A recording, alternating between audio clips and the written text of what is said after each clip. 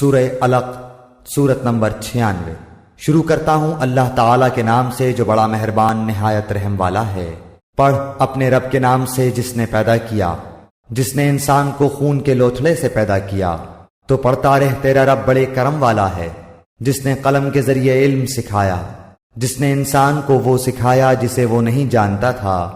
سچ مچ انسان تو آپے سے باہر ہو جاتا ہے، اس لیے کہ وہ اپنے آپ کو بے پرواہ یا تونگر سمجھتا ہے۔ یقیناً لوٹنا تیرے رب کی طرف ہے۔ بھلا اسے بھی تو نے دیکھا جو بندے کو روکتا ہے جبکہ وہ بندہ نماز ادا کرتا ہے؟ بھلا بتا تو اگر وہ ہدایت پر نہ ہو یا پرہیزگاری کا حکم دیتا ہو، بھلا دیکھو تو اگر یہ جھٹلاتا ہو اور منہ پھیرتا ہو تو کیا اس نے نہیں جانا کہ اللہ تعالیٰ اسے خوب دیکھ رہا ہے؟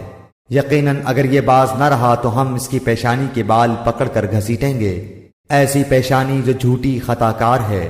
یہ اپنی مجلس والوں کو بلا لیں، ہم بھی دوزخ کے پیادوں کو بلا لیں گے۔ خبردار، اس کا کہنا ہرگز نہ ماننا، اور سجدہ کر اور قریب ہو جا۔